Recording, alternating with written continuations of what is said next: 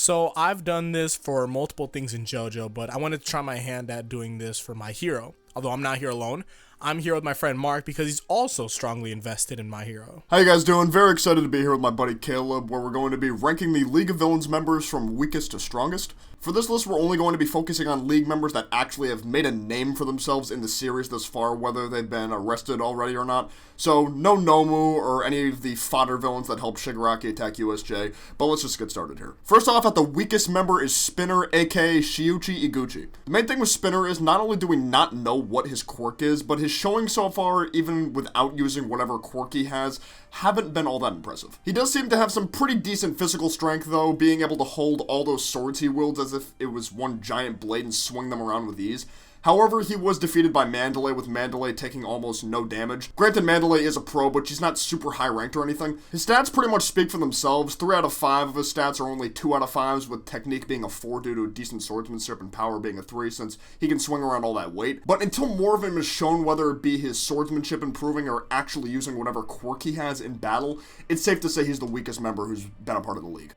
Next, we have Twice. He fits more so into the category of utility villain because while his quirk is great for the group, he doesn't really trust himself anymore to use it on himself, which in how we're ranking this on stats, feats, how well they do against each other, and all of that's more circled around the individual itself, Twice doesn't have that much to put himself up there. It would be great to see that he can create a clone of his opponent so that the clone can fight against the original with the help of Twice, but his clones come with a mind of their own, so there would be no true benefit in cloning the opponent. And we know that Twice is against cloning himself after his past, so now all we can bank on in a fight is his natural fighting ability, and it isn't bad by any means. It's a reason why we're able to put him up here.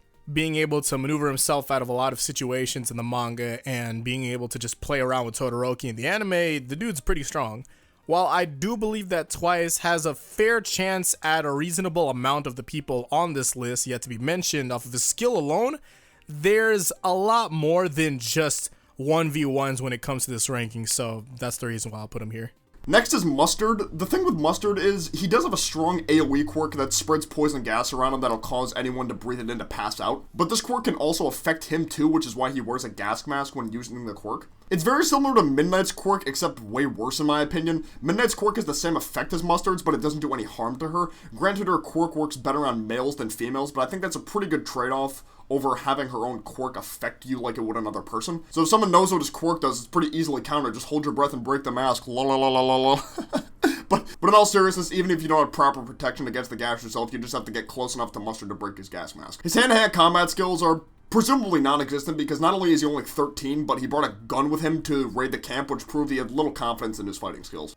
On to Toga. Now, if our only thing to go off of Toga was her interaction against Uraraka and Best Girl, it would have been a bit difficult to do this, but since we're having her during the Provisional Hero License exam and manga to go off of, she fares pretty well. In both, Toga shows her capabilities, and actually her stats match up on that reasonably well. The most credit being given to her is when she had fought against Rocklock, and when she had taken on Deku and Aizawa, those being both manga only at the moment, and if you watch the anime, then you can just refer to her against Deku for the first time for her speed. As for her toolkit, her quirk isn't all the way up there for combat, so her knife is what she's going to be focusing on the most, if anything. For number 5, we have the most cooperative and or reasonable member of the league, Kroeger. Kroeger pretty much being Shigaraki's right-hand man, it makes sense he'd be on the stronger side of this list. His quirk is one of the best transportation quirks in the verse as we've seen so far, and is incredibly good at using an opponent's own strength against them. His biggest accomplishment thus far is defeating the Pro Hero 13 during the USJ attack by using his Warp Gate to have 13 use their own quirk on themselves. This ended up causing 13 to be hospitalized and needed to be healed by Recovery Girl. Not to mention, if you can't locate Kroeger's weak spot amongst all the miss, he's basically intangible. If you're not quick enough and he has enough miss spread, he can just warp you away before you get close. Now on to Magne. Her quirk and use of it are what solidify her position here. In terms of both speed and strength, she's very ahead of the game in comparison to many because of her being able to dip and dodge against Tiger relatively easy. Also, the giant magnet she carries around works extremely well when she does want to pull in those that she magnetizes, basically baseballing them. Though, really, on her strength and speed, power scaling puts her up there relatively easy because beating Tiger, who was whooping Deku, can give you a general idea as to how strong she is. The number 7 spot goes to Atsuhiro Sako, aka Mr. Compress. Mr. Compress has an incredibly strong quirk that has the potential to one-shot an opponent. Not only can he compress someone into a ball entirely, but he can also compress specific parts of somebody's body if he wants to, like when he only compressed one of Kai Chisaki's arms to make him quirkless. This quirk can catch people off guard hard as well because he can compress something like a giant boulder, throw the compressed ball at somebody, then uncompress the ball once it's about to reach the opponent, so they'll end up getting hit with the giant boulder.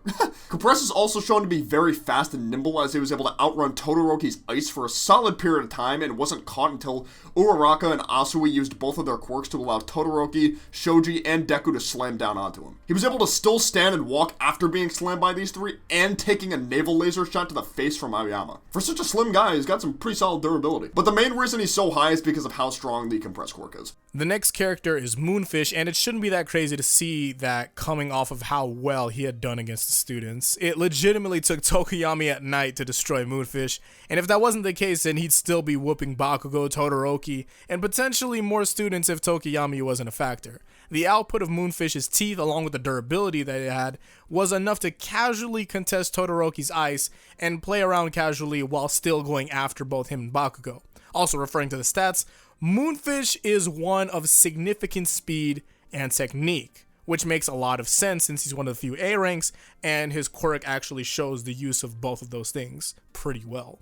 Now onto the current head honcho of the league, Shigaraki Tomura. Shigaraki is one of the few S-rank villains in the series. His quirk, like Mr. Compresses, has the ability to one-shot kill anybody he touches with all 5 of his fingers. His main physical qualities come from his speed and his durability from what I've seen. He's shown to be fast enough to appear in front of people so fast that they can't even react properly. When he appeared in front of Asui to use his quirk on her during the USJ attack, the anime animated him going so fast it looked like borderline teleportation. As for durability, he took multiple shots of gunfire from Snipe while showing little signs of being truly in pain, a point-blank explosion from Bakugo and showing more pain over having the father hand knocked off his face than pain from the actual explosion attack, amongst others. The reason Shigaraki isn't higher on this list is because the remaining 3 are just so strong they could definitely beat him in a 1v1 if they tried. So this may be a surprise, but after Shigaraki, I'm going to be putting Muscular, which is also one that we were like questionably talking about because it was like, oh, this is pretty interesting. Off speed and power seen only in the fight with him against Deku, I don't think that placement in here should actually be that much of a surprise. Deku at 100% wasn't even able to keep him down for that long. This is also not some type of tournament fight. Deku is approaching this situation as a life and death situation and pushed himself past his own limits to contest him and be Muscular. Though, I more so believe that, honestly, if you're going above 100% in quotes, you're truly not going 100% originally, but anime doesn't call for logic like that, so I'll leave that alone. Muscular's durability is also ridiculous, and his speed both matched and tagged Deku multiple times, so this should truly go without saying. The second strongest spot goes to my boy Dobby, my favorite league member and one of my overall favorite characters in the series. Now that Kroeger has been arrested, I kind of see Dobby as the current second in command of the League of Villains. His quirk, which allows him to produce immense blue flames from his body, is powerful enough to flat out turn entire groups of people into ash from one blast. These bursts of fire have incredible AoE range, and he can have other parts of his body light on fire to aid him against close range fighters. This fire was powerful enough to kill the Sand Hero Snatch. Granted, he had help from Compress since Compress uses quirk on Snatch and Dobby's fire at the same time, so they would both be in one confined area, but still. It very well may be the strongest fire-based quirk in the series, especially if the whole Dobby is Toya Todoroki theory ends up being legit. In the most recent chapter, Endeavor confirmed that Todoroki's older brother, Toya, was a fire user who had stronger flames than Endeavor himself, who was the number 2 hero at the time of the flashback and is the current number 1 hero. I'm not trying to say Endeavor got so high in the ranks because of his quirk alone, but I'm sure it definitely helped. So with Dobby having an even stronger quirk than that potentially, you can see why he's so high up on this list. Now, for the man of the century, because he's actually that old, All For One. This should have been extremely obvious. Not only is the gap between All Might and the hero significant, both All Might and All For One stand ahead both the villains and heroes by an extremely large margin. One-shotting Best Genius, Mount Lady, Gang Orca, and Tiger, that was easy. And being able to match All Might a lot, and even taking on Prime All Might originally and being able to get away, says levels for his character. I also don't think I need to mention his enormous list of quirks, and his own wording that basically hints at even more quirks that he has. Like, he even needs those. Like, what the fuck? You see all those quirks that he was using up? It's ridiculous. All For One is my definitive pick for the strongest in all aspects here, actually. In this list, I believe that some characters are placed lower than others that can still reasonably fight well, or they have some aspects that puts them ahead of other characters, but All For One, legitimately all aspects, is just stomping out everyone here. Which gets me to thinking we could actually do a lot of versus battles with All For One and All Might, and actually the duo of them. That'd be pretty cool to see. But that's potential videos in the future. Thank you all for watching. Show love to Mark. He has this new channel he's been working on. He has a lot of My Hero videos, so those that do My Hero content, please go over there. Please subscribe. Check out his stuff. It's pretty interesting. Like, a lot of the topics that he does talk about, I genuinely watch them myself. So I'm just like, dog, y'all need to check this out. He's a really good friend, so yeah, it'd help a lot if you guys really did. And potentially in the future, I want to do more My Hero verse like insert stuff here. So definitely expect Mark in the future. We might want to do like a lot more stuff, and potentially One Piece. Potentially One Piece here. Mark covers both My Hero and One Piece on his channel. So if you guys are ever expecting me like to do One Piece, like honestly, just head over to Mark. If you guys expecting more My Hero here, I plan to do a lot more Hunters, so just definitely move that over to Mark. It'd be very cool if you check that shit out. But thank you all again. Hopefully, I'll see you in the next one, and hopefully Mark will see you guys there on his channel. I think he's uploading a video today, actually, so be sure to check that out too. But yeah, hopefully I'll see you on the next one. Thank you all for watching again. Until then, peace out, and Godspeed.